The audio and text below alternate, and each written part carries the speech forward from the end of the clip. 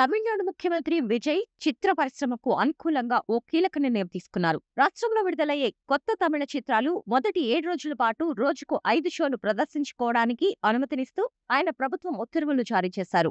ఈ నిర్ణయం కోలీవుడ్ వర్గాలకు పెద్ద ఊరటనిచ్చింది. సోమవారం జరిగిన కేబినెట్ సమావేశంలో ఈ నిర్ణయం తీసుకున్నారు. ఇప్పటి వరకు సాధారణ ప్రదర్శనల కంటే అదనపు షోలు వేయాలంటే నిర్మాతలు, పంపిణీదారులు ముందుగా ప్రభుత్వ అనుమతి తీసుకోవాల్సి ఉండేది. ఈ ప్రక్రియ చాలా సమయంతో కూడుకున్నది కావడంతో పరిశ్రమ వర్గాలు ఇబ్బందులు ఎదుర్కొనేవి. తాజా నిర్ణయంతో సినిమా విడుదలైన తొలి వారం అదనపు షోల కోసం ఎలాంటి ముందస్తు అనుమతి అవసరం లేదు. థియేటర్ యజమానులు, నిర్మాతలు, పంపిణీదారులే ఈ విషయంలో నిర్ణయం తీసుకోవచ్చు. ఒక నటుడిగా చిత్ర పరిశ్రమలోని సమస్యలను క్షుణ్ణంగా అర్థం చేసుకున్న విజయ్ ముఖ్యమంత్రిగా బాధ్యతలు స్వీకరించిన తర్వాత ఈ నిర్ణయం తీసుకోవడం ప్రాధాన్యం సంతరించుకుంది. సినిమా విడుదలైన మొదటి వారంలోనే అత్యధిక వసూళ్లు రాబట్టేందుకు ఇది దోహదపడుతుందని పరిశ్రమ వర్గాలు భావిస్తున్నాయి. ఇదే సమావేశంలో చిన్న, సన్నకారు రైతులకు 50,000 రూపాయల వరకు వ్యవసాయ రుణాలను మాఫీ చేస్తున్నట్లు ప్రభుత్వం ప్రకటించింది. దీనివల్ల దాదాపు 14.2 లక్షల మంది రైతులకు లబ్ధి చేకూరనుంది. అలాగే ఓ ఫోక్సో కేసులో నిందితులను త్వరితగతిన డబుల్ మరణ శిక్ష పడడంపై కేబినెట్ సంతృప్తి వ్యక్తం చేసింది.